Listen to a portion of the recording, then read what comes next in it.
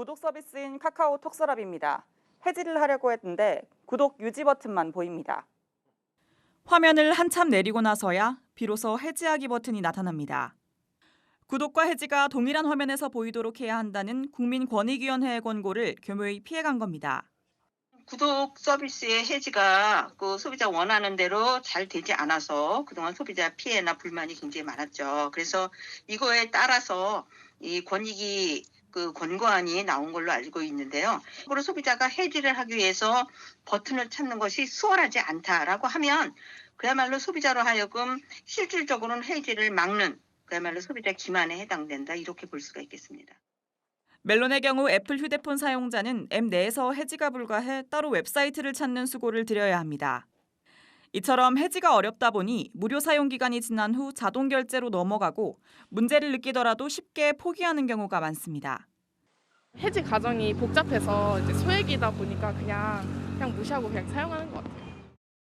문제 제기가 많았던 넷플릭스, 왓챠 등 유명 OTT의 경우 약관상 무료 체험 종료 전 회원 통지 조항을 마련하고 결제 이후 7일 이내에 해지하면 환불할 수 있도록 했습니다.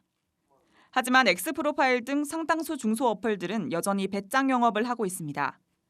중도 해지 시 환불 규정이 아예 없는 곳도 많습니다. 현재 국회에는 구독 서비스 사업자가 결제 일주일 이내에 이용자에게 요금이 부과된다는 사실을 알리도록 의무를 부과하는 내용의 법안이 발의돼 있습니다. 지금까지 권고 수준에 불과했던 관련 지침 대신 사업자를 제재할 수 있는 법적 근거를 마련하겠다는 취지입니다. 구독경제 사업이 날로 번창하고 있는데 실제로 소비자는 그 결제일에 결제되는 것을 모르고 본인 의사와 상관없이 결제하게 되는 경우가 있어서요. 이걸 사전에 고지해 주도록 함으로써 소비자의 피해를 줄이기 위해서 발의하게 되었습니다. 매년 폭발적으로 성장하고 있는 구독 서비스 시장이 한 단계 더 발전하기 위해선 적절한 소비자 보호 장치를 마련하는 게 급선무라는 지적입니다. 한국경제TV 양현주입니다. 네, 구독경제의 가파른 성장에도 우리 제도 곳곳은 허점투성입니다. 이 구독경제 시장의 문제점 산업부 고영욱 기자와 함께 살펴보겠습니다. 고 기자, 네. 이 구독하고 해지 버튼을 같은 화면에서 보이게 해야 한다, 뭐 이렇게 정부가 바꾼 것 같은데 네. 앞서 이제 리포트를 보면 해지 버튼 참 찾기 어렵게 돼 있다 이런 생각이 듭니다. 그러니까 웬만큼 스마트폰을 다루기 좀 어려워하는 사람들은 못 찾고 넘어가는 경우가 많을 것 그러니까 같아요. 해지 버튼이 저렇게 숨어 있을 줄을 누가 알았겠습니까? 그렇습니다. 정부가 그동안 이제 제도를 여러 손을 봤다면서요. 굉장히 좀 허망한 것 같네요.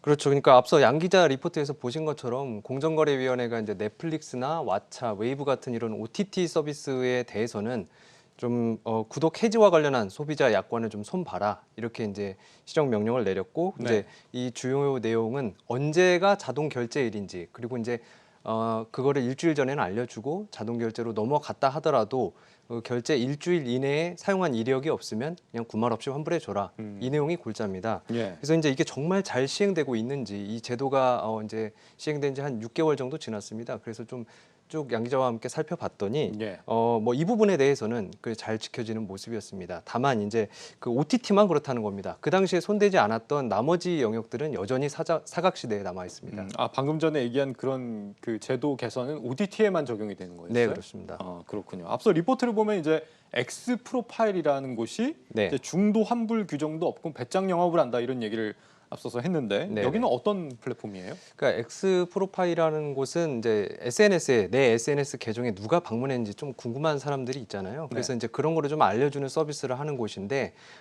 그 이용 서비스 약관을 좀 읽어봤더니 네. 거기에는 환불과 관련된 규정이 전혀 없었습니다. 그리고 이제 사실 이제 카카오라는 여론의 집중적인 감시를 받는 이런 대기업조차 아까처럼 이렇게 그 해지 버튼을 숨겨놨다는 것 자체가 뭐 상당히 심각하다는 것을 말하는 겁니다. 저런 걸 보면은 해지하려는 마음이 되게 강해져요, 오히려. 점점 강해지죠. 이건 기필코 해지하고야 말겠다 이런 생각이 들기 마련인데 네. 정부의 이 제재 방법이 잘못된 걸까요? 왜 이게 개선이 계속 안 되고 있는 겁니까? 이게 사실 이렇게 꼼수를 부리더라도 이거를 막을 마땅한 제재할 마땅한 법적 근거가 없습니다. 그래서 이제 이번에 국회에서 양정숙 의원을 이제 비롯해서 몇몇 의원들이 이런 이제 꼼수를 부렸을 때에도 과태료를 물리는 그런 이제 법안을 발의를 했는데 이 과태료가 1,000만 원 수준이라 좀 이 실효성을 거둘지는 조금 좀 의문입니다. 그러네요. 네, 그런데 이제 왜 그러냐면 또 우리나라 구독경제 시장 규모가 40조 원입니다. 예. 이게 2016년보다 이제 무려 1.5배나 커진 건데 이런 상황에서 개별 기업 입장에서는 무슨 수를 써서라도 구독자를 유지하고 또 늘려가는 게 과태료 1,000만 원 맞는 것보다 훨씬 유리한 거죠. 그렇겠네요. 더 심각한 거는 이 손대기 어려울 정도로 이제 커진 플랫폼들이 이제는 이제 갑질을 하기 시작했다는 겁니다. 플랫폼의 갑질이요? 네. 어디를 얘기하는 겁니까? 그러니까 좀 구체적으로 말씀을 드리면 그 구독 경제 생태계의 핵심은 이제 플랫폼입니다. 네. 플랫폼을 통해서 여러 가지 서비스도 나가고 그러는 건데 플랫폼인 구글과 애플을 말씀드리는 겁니다. 구글과 애플. 네. 스마트폰 이용자 중에 여기 두 회사 앱을 이용하지 않는 사람을 아마 찾기가 어려울 것 같은데. 거의 없을 겁니다. 그런데 네. 이 최근에 이런 기업들을 상대로 이제 구글 방지법이라고 해서 좀 추진이 된 적이 있지 않나요? 네, 그렇습니다. 그 구글 방지법, 그러니까 전기통신 사업법 그 일부 개정안이 국회에 사실은 그 지난 월요일이죠. 월요일에 그 상임위 과방위를 통과를 할지 여부가 결정되는 거였는데 구글 갑질 방지법. 그렇죠, 예, 그렇죠. 그 이제 그게 결국은 논의되지 못하고 산회를 하고 이제 미뤄졌는데 이게 이제 잠깐 배경을 말씀을 드리면 네. 이게 구글이 이제 앞으로 10월부터 구글 플레이 스토어에 유통되는 모든 앱에서 그 인앱 결제를 강제로 시행을 하고 수수료를 30%를 떼간다. 이렇게 이제 정책을 밝혔습니다. 예. 이게 무슨 말이냐면 구글이 이제 예를 들어서 이제 백화점이라고 치면은 우리 백화점에서 이제 그 사업하시는 분들, 매장에 입점해 계신 분들이 있을 거 아닙니까? 네. 그분들은 앞으로 손님들한테 돈을 받을 때 우리 결제 수단만 쓰게 하고 거기서 발생하는 수수료 30%는 내가 가져갑니다. 이런 얘기입니다. 예. 그래서 원래는 이게 사실은 게임 앱에서만 이렇게 적용이 되던 정책이었습니다. 그 게임 업 같은 경우는 그래도 게임 산업이라는 게 좀 규모가 크고 그 콘텐츠 그 문화 장벽이 다른 어떤 것보다는 좀 상대적으로 낮기 때문에 수수료 30%를 내더라도 그래도 이제 그 글로벌 시장에 진출할 수 있는 그 판로만 확보만 되면 어느 정도 감당하고 나갈 이제 여지가 있는 건데 예. 이제 뭐 웹툰이라든지 웹소설이라든지 뭐 우리말로 된 노래라든지 이런 것들은 사실 좀 글로벌 시장 뭐 아무리 요새 뭐 케이팝 얘기가 많이 나오지만 좀 어려움이 있지 않겠습니까? 그렇죠. 그래서 이제 국회에서 부랴부랴 인앱 결제 금지 강제를 이제 금지하는 법안을 이제 발의를 했는데 이게 데드라인이 사실상 이제 다다음 주 이제 그러니까 7월 중순께 열리는 그 네. 상임위가 거의 마지막이라고 보면 됩니다. 그렇군요. 네. 그때 그러면 결론을 낼 수 있는 겁니까? 어떻게 되는 겁니까? 그 여부는 확실치가 않습니다. 왜냐하면 이제 사실은 이제 여야가 사실은 이 부분에 대해서 함께 발을 맞추면서 이제 강력하게 이 인앱 결제 강제하는 걸 금지시키자라고 이제 의견을 모았었는데 네.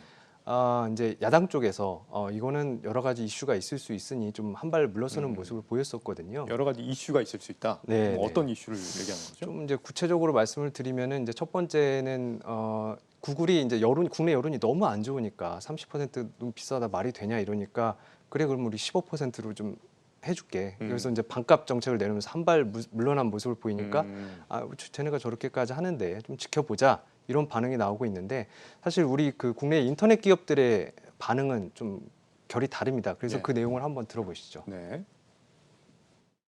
구글의 특정한 조건들 매달 10만 회 이상 다운을 받아야 되고 구글이 OS를 하는 TV라든지 자동차라든지 그런 생태계에 같이 협력하는 회사들의 한정해서 몇 개 분야의 회사들만 이제 신청을 하면 해주겠다는 거기 때문에 사실상 그 대상 기업은 대한민국에 10개가 안 될 것 같아요. 또 이제 한 발 물러섰던 이제 또 다른 논리가 이제 통상 마찰이 우려된다 네. 이런 거였는데 사실 이제 바이든 행정부가 이제 미국 바이든 행정부가 들어서면서 ICT 그 거대 ICT 기업들에 대한 기조가 조금 바뀌지 않았습니까? 그렇죠.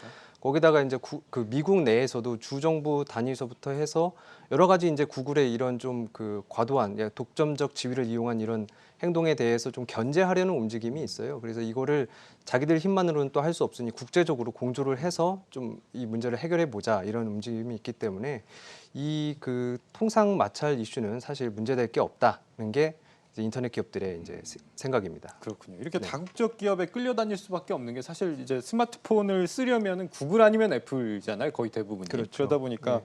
그런 것 같은데 우리도 이제 정부 차원에서 그렇다면은 네. 이런 앱마켓을 좀 구글 앱마켓처럼 좀 우리도 좀 육성을 해야 되는 거 아닙니까?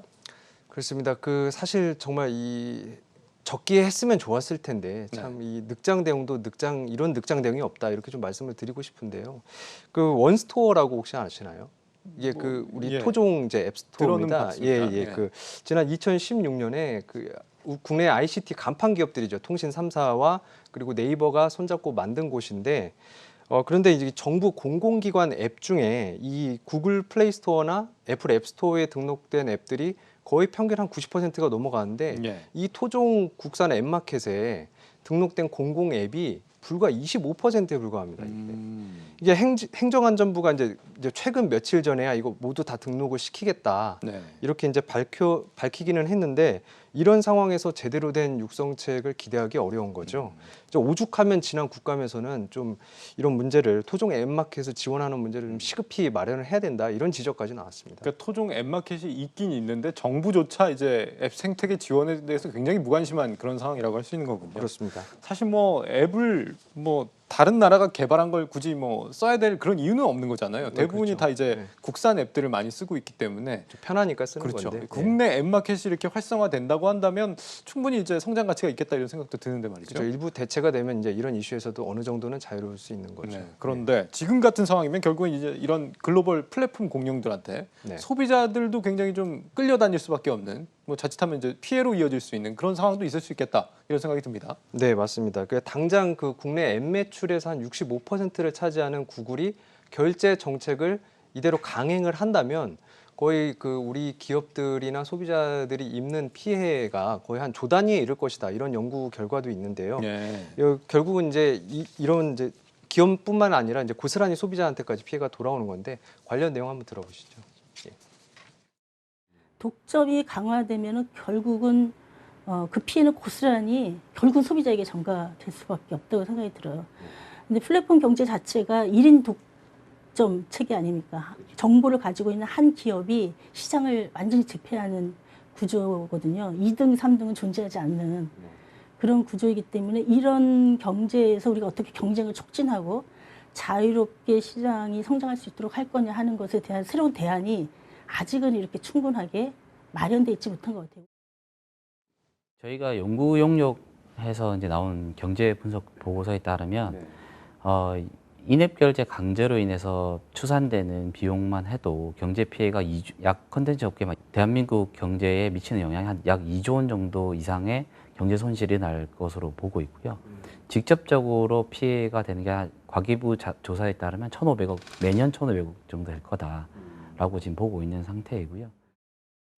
네, 이렇게 한번 두터워진 플랫폼 장벽은 다시 허물기가 쉽지 않죠. 이 나라는 빨리빨리 문화인데 정부의 대응은 왜 항상 이렇게 선제적이지 못한 건지 아쉬움이 남습니다. 산업부 고영욱 기자였습니다. 잘 들었습니다.